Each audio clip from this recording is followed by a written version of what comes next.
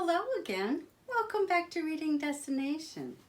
I'm so glad you came back for our final chapter of The Wind in the Willows. Oh, it's going to be sad for it to end, but there are plenty of new chapter books and more stories for us to read, so we have to move on, right? Anyway, chapter 12 is called The Return of Toad Hall. When it started to get dark, Rat called everyone back into the parlor. He instructed them about how to dress for their mission. Then he handed out all of the weapons he had gathered. When he had finished, Badger lined everyone up and said, "Toady, be sure not to chatter so much." The foursome walked along the river with Badger in the lead. Everyone walked silently along, except for Toad, of course, who managed to fall into the water with a loud squeal. Badger was very angry and assured Toad that the next time he made a fool of himself, he would be left behind. At last, they were in the secret passage.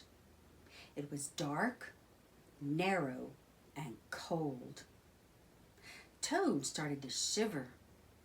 He was afraid to get left behind, so he started to run. He fell into Rat, who fell into Mole, who fell into Badger. At first, Badger thought they were being attacked. When he found out the truth, he was very angry. If not for the other two sticking up for him, Toad would have been left behind. Suddenly, they heard the very distant sound of cheering and stamping. They knew they were near the banquet hall. They hurried along the passage until it ended at a trapdoor that led up into the pantry. They broke through the door and found themselves right outside the banquet hall. They could hear all of the weasels laughing and mocking Toad. "Let me at 'em," Toad muttered. "Everyone get ready," Badger said. When Badger thrust the door open, the challengers heard horrible shrieks. Weasels and ferrets went flying in all directions as they tried to escape. Badger, Mole, Rat, and Toad were only 4 against hundreds, but the weasels panicked, thinking that the room was full of monstrous badgers. They fled from Toad Hall in terror. The attack soon ended. Then the victors set the straggler weasels busy cleaning the place. Toad rummaged some food for his guests. Mole went outside to check and reported that the coast was indeed clear. "You're an excellent animal, my dear Mole," Badger said. "I'm very pleased with you." Although Toad felt jealous of the way that Badger doted on Mole, he thanked Mole. Happily, they finished their supper and went to bed. The next morning, Toad came downstairs very late as usual. The kitchen was a mess, and he saw Mole and Rat sitting in wicker chairs, telling stories and laughing. Badger was reading his newspaper. Toad felt a bit upset about the mess in his house. "Toad, you really should have a party to celebrate our success," Badger said. "It's expected of you." "Well, if you really want to have a party in the morning," Toad began. "Don't pretend to be more stupid than you really are," Badger said. "The party will be at night. Go off and write the invitations." "You want me to stay indoors and write invitations?" Toad asked, amazed. "I want to go boast and enjoy myself." "But no, I'll do as you ask. Go outside with the others and enjoy yourselves while I toil away." While he was talking, Toad got an idea.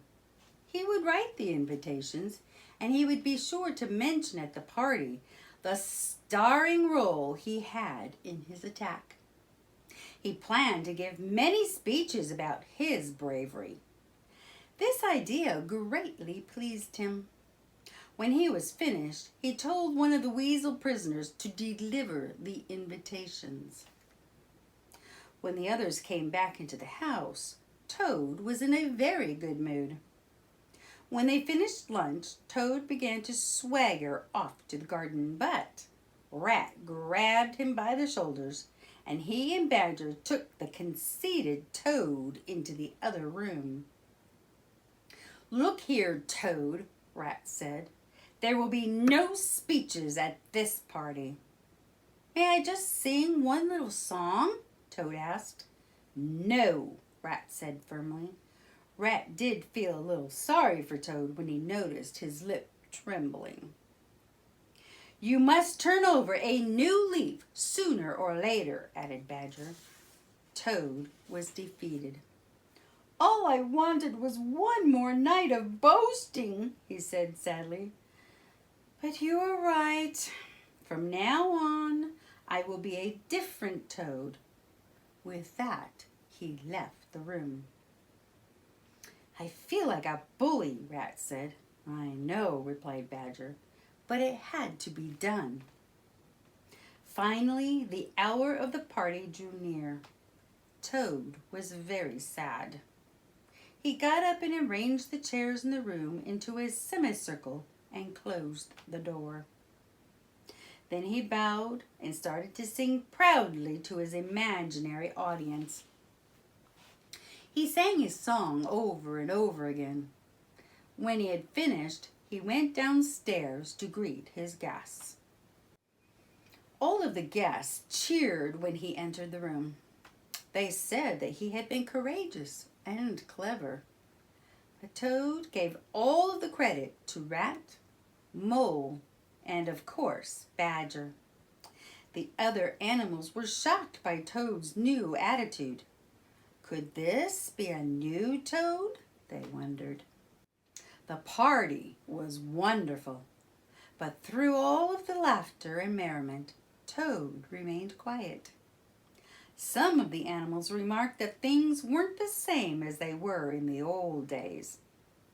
The guests demanded that Toad make a speech or sing a song, but Toad shook his head and remained silent. He was indeed a changed Toad. After this great incident, the four animals lived their lives in peace and contentment. Toad sent the jailer's daughter a pretty gold chain and locket. He also compensated the engine driver and even the barge woman for their troubles. Sometimes, during the long summer, the four friends strolled through the wild wood. All of their friends greeted them warmly. The mothers of the weasel children would then point and say, "There goes the great Mr. Toad and the brave water rat and the famous mole of whom you so often have heard your fathers speak." But when the children misbehaved, their mothers would say, "If you don't hush up, the terrible gray badger will punish you." The mothers knew that when the children heard Badger's name, they were like the animals of the wildwood, quiet and respectful. Of course, Badger would never hurt a fly, and though he cared little for society, he was very fond of children. The end. Well, that was a fun story, wasn't it? Do you think that Toad will remain gentle and kind and not troublesome? Who knows? I sure hope you enjoyed this book as much as I did. Be sure to hit the like button and subscribe and hit the notification bell so you're notified every time a new video has been posted.